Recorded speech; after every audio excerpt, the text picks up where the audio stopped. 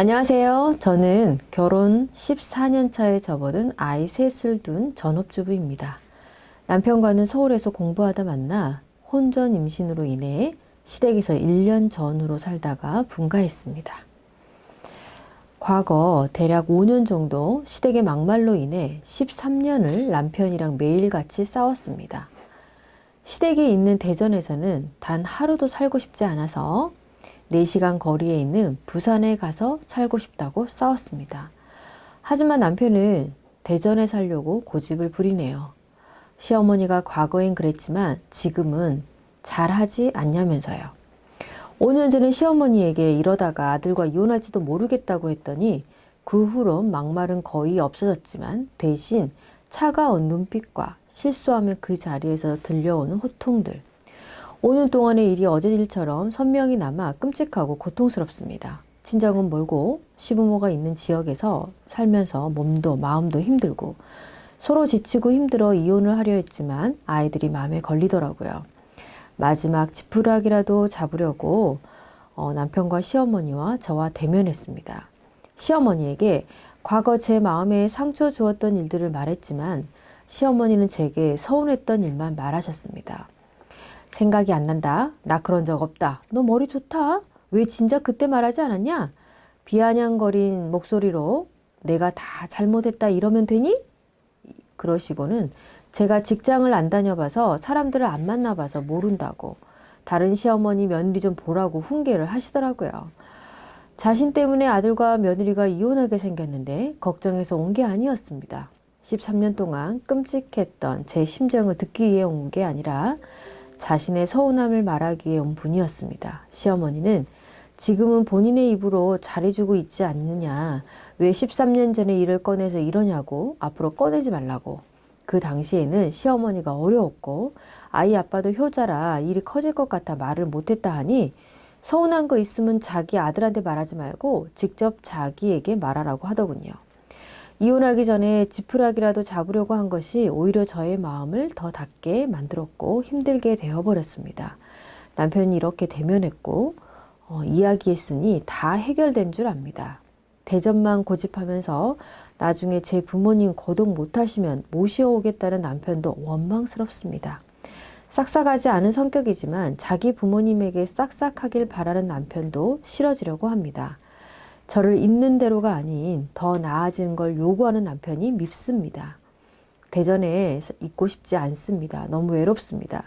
가까이 살아서 가정을 위태롭게 하느니 다른 지역에 살면서 가정을 지키고 싶고 혼자 참다가 우울증 걸릴 것 같고 가정을 지키고 싶지만 언제 이혼을 택하게 될지도 모르겠습니다.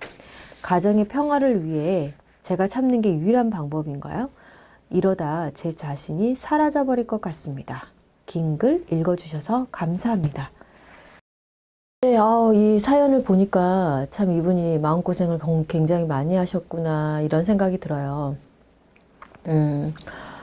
그런데 멀리 떠나고 싶어 하시거든요. 물론 굉장히 큰 좋은 방법이 될 수도 있지만 그래서 이민을 가고자 하는 사람도 굉장히 많습니다.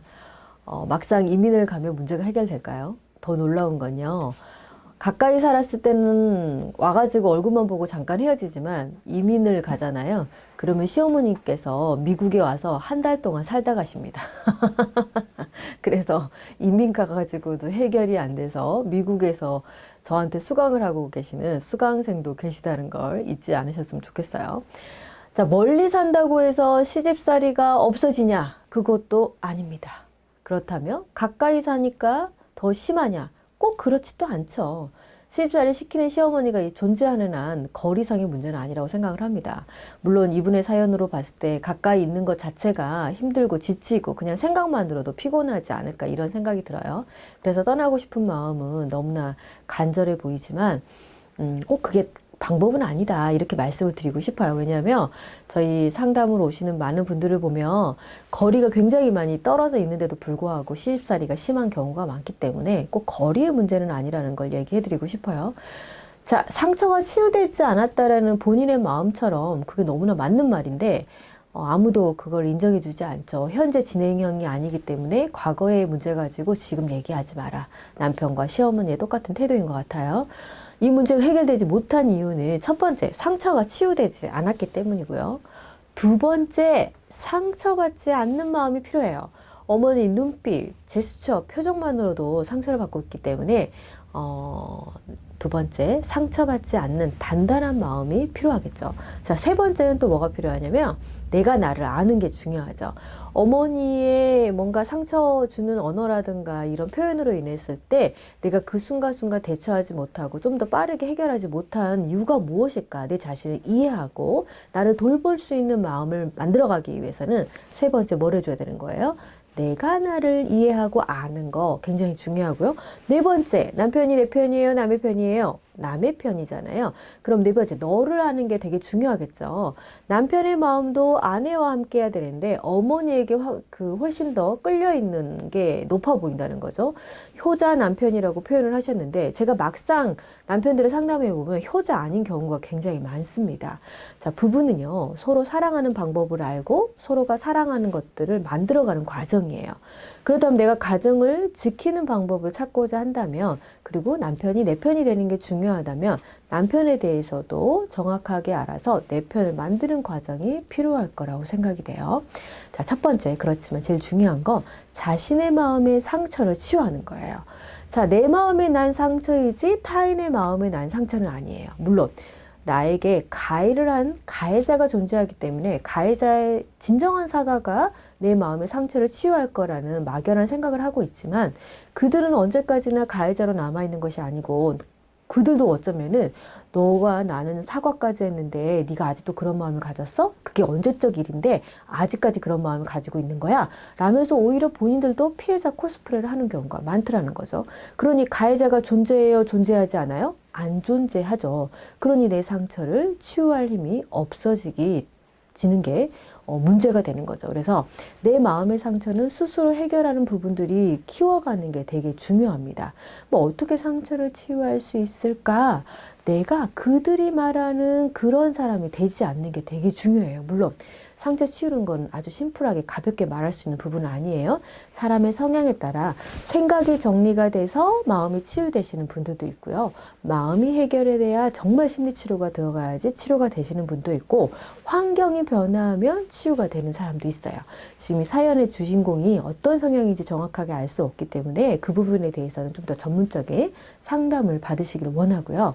그리고 꼭 시어머니와 남편의 행동을 위해서 내가 계속 상처받고 있다면 그 환경에서 빨리 벗어날 수 있는 내 마음의 힘과 근육, 두 번째, 상처받지 않는 마음 만들어가는 거 중요하다는 거 말씀드리고 싶어요.